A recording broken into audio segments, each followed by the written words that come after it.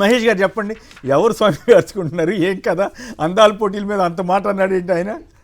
ఈ నారాయణ గారు కొంచెం మీకు తెలుసు కదా, కాంట్రవర్సీకి కేర్ ఆఫ్ అడ్రస్ అన్నట్టుగా గతంలో కూడా బిగ్ బాస్ కంటెస్టెంట్స్ని ఉద్దేశించి ఒక ప్రైవేట్ ప్రోగ్రామ్ని ఉద్దేశించి ఒక రకమైన అభ్యంతరకరమైన మాటలు వాడిన సందర్భం మనం చూసినాం. అదో బ్రోతుల హౌస్ అన్నారు లిటరలీ. సో ఇప్పుడేమో సొంగ గారు, నేనేమంటున్నా, ఫస్ట్ ఆ కాన్సెప్ట్ ఏంటో తెలిస్తే ఆయన మాట్లాడడానికి అర్హుడు. ఫస్ట్ టైం మొన్న కమ్యూనిస్ట్ పార్టీల నుంచి మిత్రపక్షంగా ఒక ఎమ్మెల్సీ కూడా ఇచ్చినాం మొన్ననే. మిత్రధర్మం అనేది ఒకటి ఉంటుంది. ప్రభుత్వం ఒక తెలంగాణను రైజింగ్ తెలంగాణ అని ఇంటర్నేషనల్లీ తెలంగాణను ఒక బ్రాండ్గా సృష్టించడానికి రేవంత్ రెడ్డి గారు మా ముఖ్యమంత్రి గారి ఆధ్వర్యంలో మంత్రివర్గం అంతా పనిచేస్తూ ఉంది. క్రమంలో మనకు దేశంలో ఏ రాష్ట్రానికి ముంబై ఉంది, కలకత్తా ఉంది, ఢిల్లీ ఉంది, మనకంటే అడ్వాన్స్డ్ స్టేట్స్ ముందు నుంచి అభివృద్ధి బెంగళూరు ఉంది, చెన్నై ఉంది, అవి కాదని హైదరాబాద్కు మిస్ వరల్డ్ అనే ఈవెంట్ తీసుకొచ్చిన దాంట్లో మా ఘనత ఉంది, మా పాత్ర ఉంది, మేము సక్సెస్ అయినాం. దాన్ని ఏం చేస్తున్నాం మేము? వారు ఎంత అవగాహన లేకుండా మాట్లాడినారు నారాయణ గారు అంటే, మంత్రులు సొంగగార్చుకోవటం ఏంటి? రామప్ప తీసేసి వాళ్ళని మిస్ వరల్డ్ని ఓన్లీ మిస్ వరల్డ్ ఈవెంట్ కింద చూడట్లా. మన తెలంగాణ టూరిజాన్ని డెవలప్ చేయడానికి, తెలంగాణలో ఉన్న హిస్టారికల్ ప్లేస్ని ఇంకా వాళ్ళ ద్వారా ప్రమోట్ చేయించడానికి ఈవెంట్స్ కండక్ట్ చేస్తున్నాం. రామప్ప పోయినరు, 1000 స్తంభాల గుడి పోయినరు, చార్మినార్ పోయినరు. మన హెరిటేజ్, మన కల్చర్ని ప్రపంచానికి చాటి చెప్పి తద్వారా పర్యాటకులను ఆకర్షించే ఒక గొప్ప మేము చేస్తా ఉంటే వారికి ఇన్విటేషన్ ఉంది, వేరే విషయము. మిత్రపక్షాలు కాబట్టి వాళ్ళందరికీ నేనేమంటున్నా, ప్రభుత్వం యొక్క లక్ష్యాలను అర్థం చేసుకోలేనంత మాట్లాడటం అనేది విమర్శలు చేశారు. కానీ చంద్రబాబు తోలికి ఎందుకు వెళ్ళరు నారాయణ గారు, వీళ్ళెవరు పెద్దగా?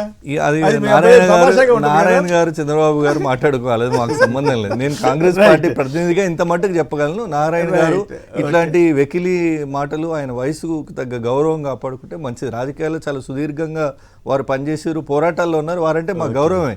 కానీ ఈ రకంగా ప్రభుత్వం ఇంత బ్రాండ్ తెలంగాణ బిల్డ్ చేసే క్రమంలో ఇట్లాంటి చిల్లరమల్లర వ్యాఖ్యలు చేయడం అనేది విఠల్ గారు మీరేమంటారు? నిజంగానే మంత్రులు ఆ పని చేస్తున్నారా, మంత్రులు అధికారులు? మహేష్ అయితే వెళ్ళినట్లేడు. నువ్వు వెళ్ళలేదు సార్, అవకాశం రాలేదా మీకు? మీకు అక్కడ ఉన్నటువంటి ఇద్దరు మిత్రులకి, వీక్షకులకి నమస్కారం. నారాయణ గారు ఏది మాట్లాడినా కొంత సెన్సేషన్ ఉంటది, హెడ్ లైన్స్ ఉంటాయి నారాయణ గారు వారి మాటల్లో. సార్ మరి వాళ్ళిద్దరు దోస్తులే, ఇద్దరు జిగిరి దోస్తులే, కాంగ్రెస్ పార్టీ, సిపిఐ పార్టీ. మరి నారాయణ గారికి ఏమన్నా ఇన్విటేషన్ ఇవ్వలేక కోపమా, లేకపోతే సిపిఐ పార్టీ ఈ అందాల భామల పోటీలు వ్యతిరేకిస్తుందా అనేది స్పష్టంగా ఆయన చెప్పాల్సిన అవసరం ఉంది. ఒక విషయం వ్యతిరేకించింది, మరి వాళ్ళు ఆయన ఎందుకు దీంట్లో ఏలు పెట్టినట్టు? అదే సార్, ఇప్పుడు సిపిఐ పార్టీ సహజంగా ఏముంటదంటే ఈ కార్పొరేట్ వ్యవస్థలకు వ్యతిరేకంగా వాళ్ళ సైద్ధాంతిక పరంగా వాళ్ళు పోరాడుతూ ఉంటారు. సో ఇందులో కూడా కార్పొరేట్ అంటే అందాల భామల పోటీలో భాగంగా తెర వెనుకంతా కార్పొరేట్ వ్యాపారం నడుస్తూ ఉంటది, ఈ కాస్మెటిక్ వ్యాపారం కోసం ఇది నడుస్తూ ఉంటది అనేటువంటి దాంట్లో వారు మాట్లాడారు. కొంత మంత్రుల పైన మాట్లాడడం అనేది కొంత ఆశ్చర్యకరమైన విషయం. మరి అది సినిమా ఈవెంట్స్ కు మంత్రులు పోతూ ఉంటారు, అదేవిధంగా ఈ అందాల భామల ఈవెంట్ కూడా మంత్రులు, సంబంధిత మంత్రులు తిరుగుతా ఉన్నారు. అంటే బాధ్యత, రెస్పాన్సిబుల్ అధికారులను కూడా అన్నాడు నారాయణ గారు, నాట్ ఓన్లీ మినిస్టర్స్ ని. సో ఆర్గనైజ్ అట్లా ఏమైనా కనిపించిందా? అట్లాంటి సన్నివేశాలు మీరు ఎప్పుడైనా చూసారా? వీళ్ళు ఎవరైనా సాంగ్ గార్చుకుంటుంటే? మేము బీజేపీ కొంచెం దూరంగా ఉంటాం సార్ మేము. అట్లా అంటే ఈ ఈవెంట్ కి సాధారణంగా భారతీయ జనతా పార్టీ, మా ఉన్న మహిళా సంఘాలు, రకరకాల సంఘాలు కూడా వ్యతిరేకిస్తుంటాయి. సరే, ఒక ఇంటర్నేషనల్ ఈవెంట్, టూరిజం ప్రమోషన్ కోసం మేము దానిపైన పెద్దగా మేము స్పందించలేదు. ప్రభుత్వం ఒక నిర్ణయం తీసుకున్నాడు, సరదాగా ఉంది కదా నేను ఈ హ్యాండిల్ చేస్తాను.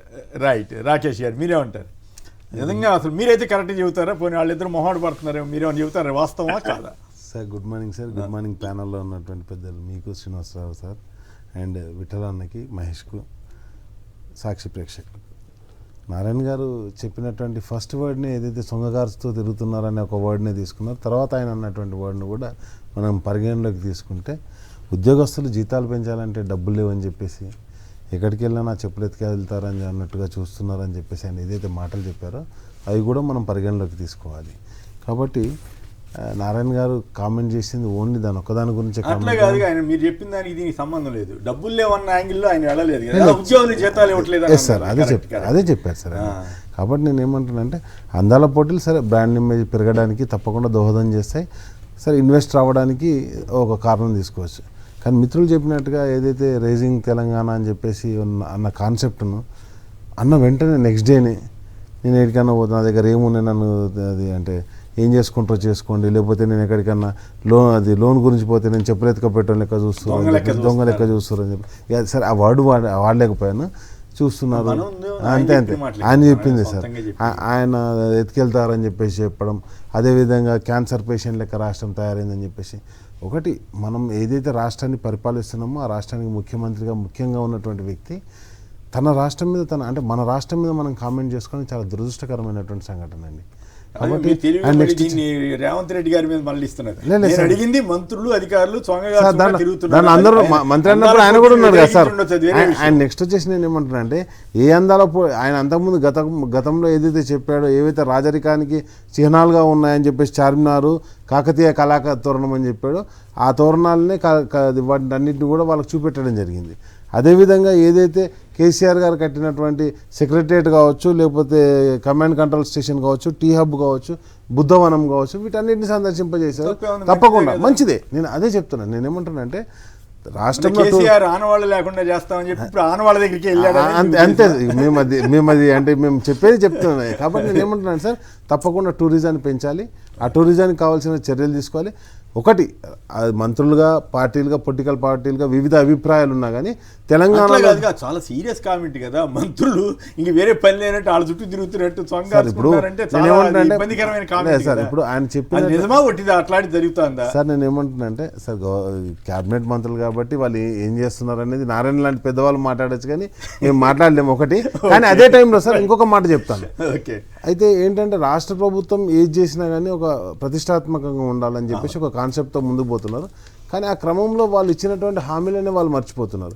గిరిజన కాబట్టి నేను ఏమంటున్నాను సరే, ఇక అది నారాయణ గారికి వారు పెద్దలు, ఆయన అన్నటువంటి మొత్తం కంటిన్యూ పదాన్ని చూసినప్పుడు మాత్రం ఆయన చేసినటువంటి కామెంట్ మాత్రం సహేతుకంగా ఉన్నాయని చెప్పేసి వాళ్ళు అది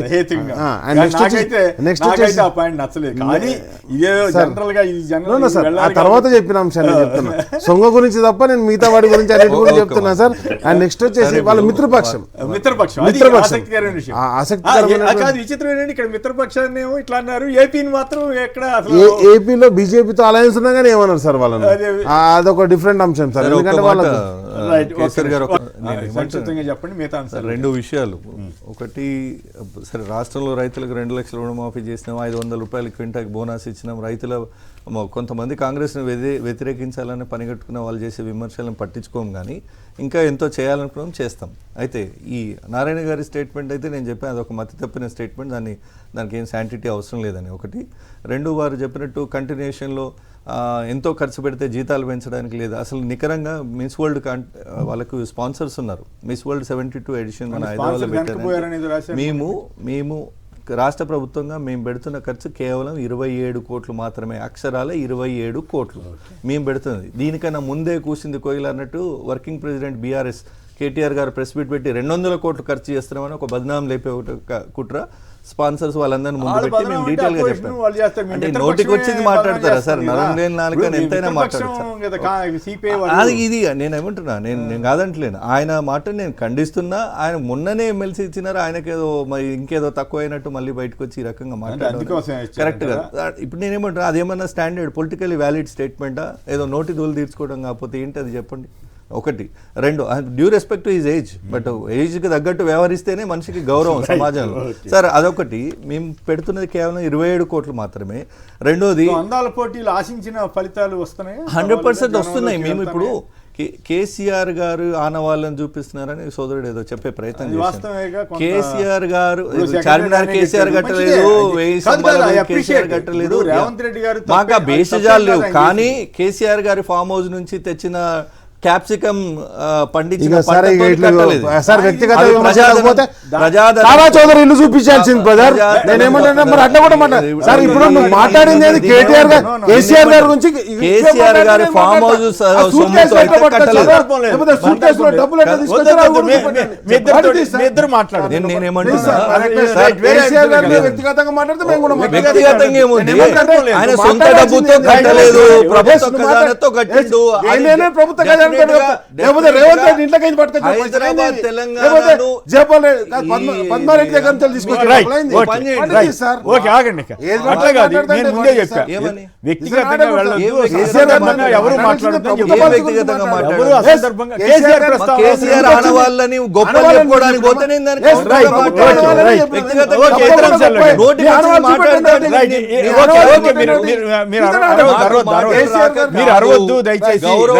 రాకేష్ గారు దయచేసి అరవద్దు. ఇద్దరు పద్ధతిగా మాట్లాడారు. సంస్కారం అది. రైట్, గౌరవం రైట్. మన ఇప్పుడు గౌరవం మిగతా చూద్దాం. చూద్దాం. మిగతా వీడియోలు అట్టే మాట్లాడదాం, చెప్పండి మిగతా మరి. వీడియోలు చూద్దాం.